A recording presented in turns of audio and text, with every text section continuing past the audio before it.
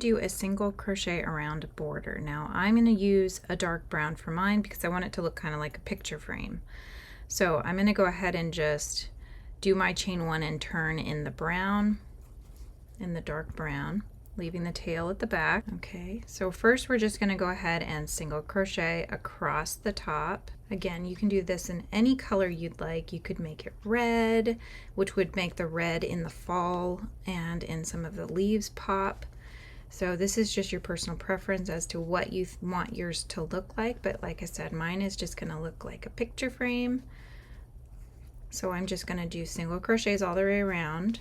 The corner space, we're going to do 1 single crochet, chain 2, slip stitch in the second chain from the hook to create that picot, and then do another single crochet into that corner space. Okay, now we're going to work along the side. So what we need to do is we'll do a single crochet in each of the rows and a single crochet in between, a row in between, just so that we have an evenly spaced single crochet for each of the rows. You want to be careful when you get by the lettering that you're going into the very edge turning chain, because you want to leave some of that peach tone so that you can still really just see the defined H for hello. Okay, we've gotten to another corner, so we're going to do 1 single crochet, chain 2, slip stitch in the second chain from the hook, single crochet into that same corner space so we can do our turn here, and then we'll continue on the bottom. Okay, we've gotten into that corner space again,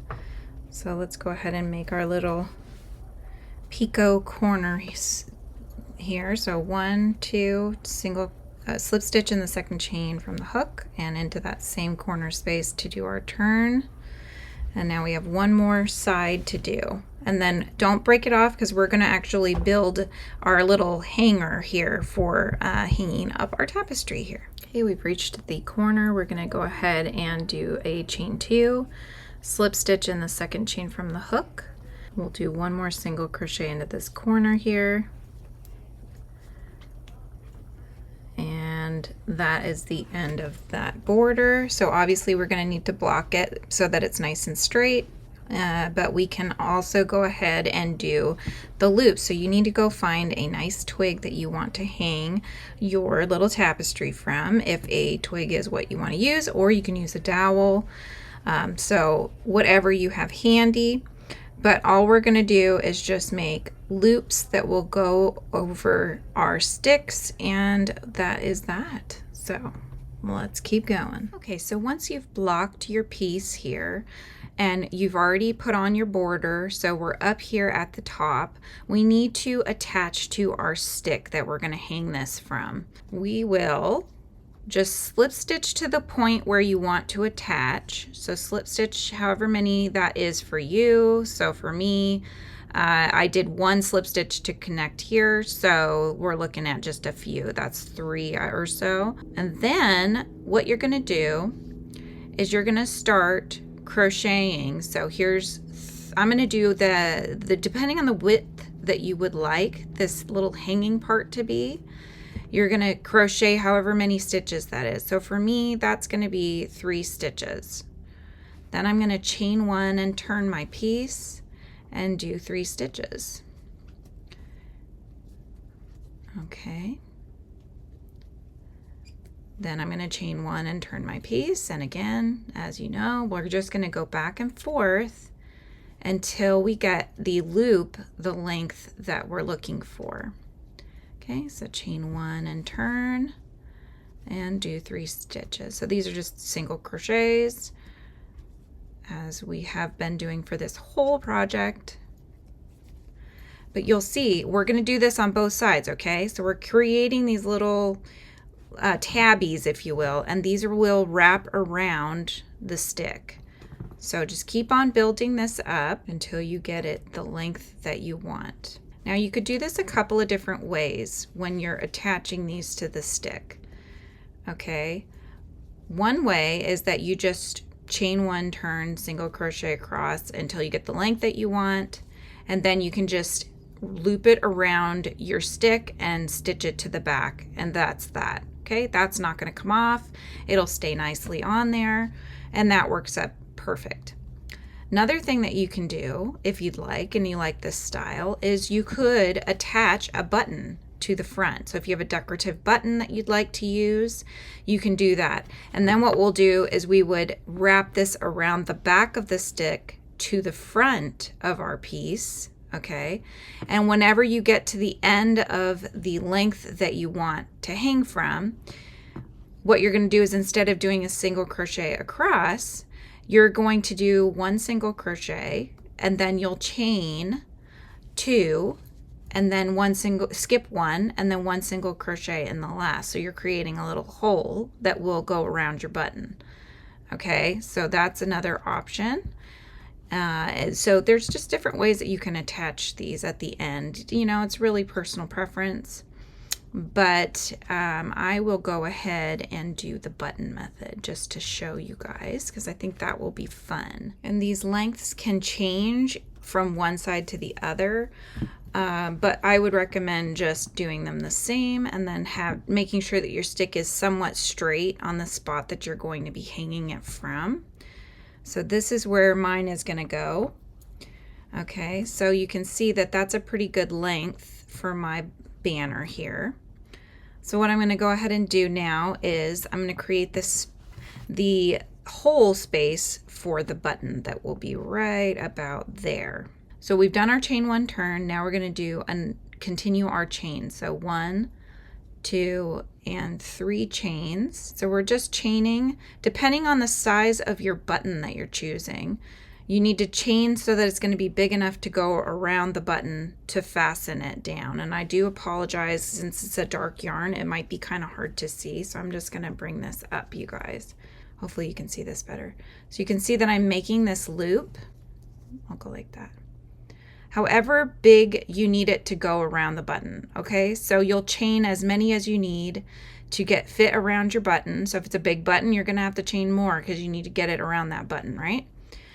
So make the chain however long you need, and then once you've got that length on there, then you're going to go ahead and slip stitch it in the other side. You're going to skip these first 2 stitches, and then you'll slip stitch it in this last one to connect. So that's created our little loop, and then you're going to go ahead and repeat the same thing on the other side here. So since we have 1, 2, 3 stitches here that we had to slip stitch to get to that space that we want, then we're going to do the same on this side. We'll count over 3 stitches, and in that 4th stitch is where we're going to be starting our work here. So you'll count over the 3, and then you would normally start in the 4th stitch, but we need to get 3 stitches in, so 4, 5, and 6. So in the 6th stitch is where you're going to connect your yarn, if this is however many that you have on your piece, if you're like mine. So let's go ahead and do that now. And remember, whatever you did to this side, however many chains you did on this side for your button, if you're doing a button, that's the same you're going to do on the other side.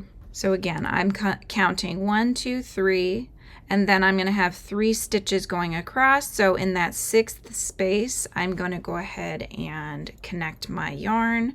I have a slip knot on my hook right now. So I'm going to go ahead and use a single crochet to connect, and then I'll single crochet in the next one, and then single crochet in the next one. Now I'll do my chain 1 and turn, and continue going back and forth until the 2 sides are matching in length, and then I will continue on with chaining so that I can get the other loop for my other button. Okay, so I will meet you at the point where we are chaining and finishing off our piece. Okay, so we've reached the other end. So remember, we want to make sure that we count however many we chained on this side. So for me, it's 1, 2, 3, 4, 5, 6, and 7. So I'm going to do 7 chains. So that includes the chain 1 and turn.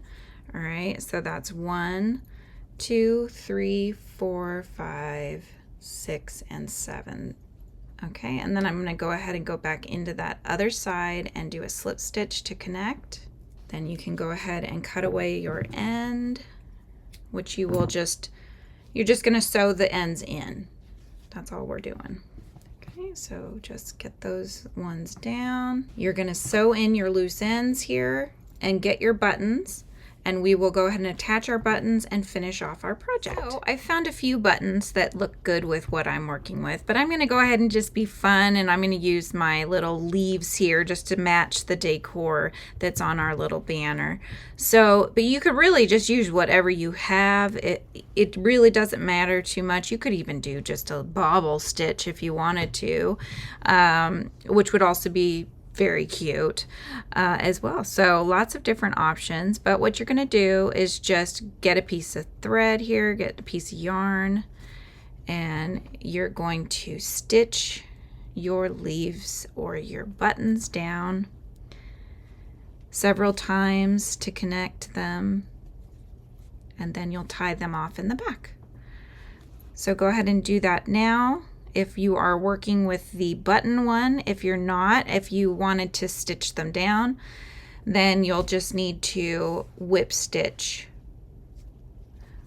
the ends together, okay? So just whip stitch them together to create that loop, and that way you can slip your stick around. You could, it might be easier in that case than to just stick this around the stick first and then whip stitch down. All right, so once you've got those buttons on, you are going to just gently pull your button through. Because mine are an odd shape, I just have to do a little bit more manhandling. And actually, I realized I want to go this way with my stick, so I'm going to do that. Here we go. Before I put my button through, here's one. And there we go. Perfect. All right, so this is our tapestry in the front, but the back is kind of a hot mess. So what I wanted to do was actually do something that would sort of finish it off in the back. And I found this. This is a piece of felt. This is a piece from Pop is the brand. It's a sticky backed piece of felt that I got from Joann's for just over $2, I believe it was. And so we're going to cut this down to size and just stick it on the back and cover up those backs. This is going to face the wall anyway, but I just wanted to do something that finishes this off to make it feel complete without having all those loose ends visible on the back. So let's go ahead and do that now. So you're going to want this to go to size. So just lay it across and kind of gauge where you need to cut.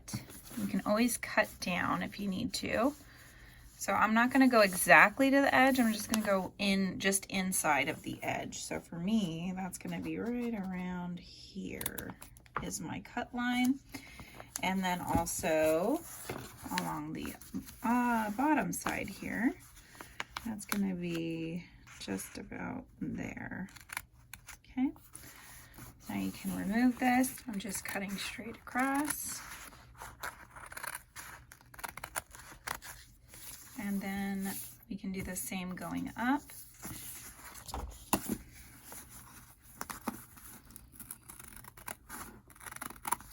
You could measure this to make sure it's exact if you want, but since it's just going on the back, I'm not too concerned about that. And you can always trim away if you need to. Okay, so I'm going to get my tapestry. I'm just going to line it up and see. I actually did pretty good, I think. So this is really just a sticker, if you will, but it's just a nice piece of felt. So that way it covers up that because I don't like how that looks. So what I'm going to do is just push all the threads to kind of the inside, and we'll stick those down in place. So it's just really easy. Just peel and stick, you guys. See? It's a nice, easy sticker. So line it up where you'd like it. Okay, and then just gently lay it down, making sure that you're covering up all those loose ends. Okay, like so. See? Look at that. I think that looks a lot better, you guys. It doesn't bother me like it did before because it's all covered. So see, it just really finishes it off. It's nice and easy. Gives it even a little bit more of a stiffness to it, which is great. And yeah, look at that. Super easy. Stick and be done. All right, That's it, you guys. We finished our tapestry for the fall. Now you can hang it up and just enjoy it for this wonderful fall pumpkin spice season with your cute little dog and cat and your fall leaves. All right, I hope you enjoyed this tutorial, and I hope you guys have a lovely fall season. I'll see you in the next video. Thanks, guys. And don't forget to like, subscribe, and hit that notification bell so you can be let know every time I'm on live whenever I post a new video.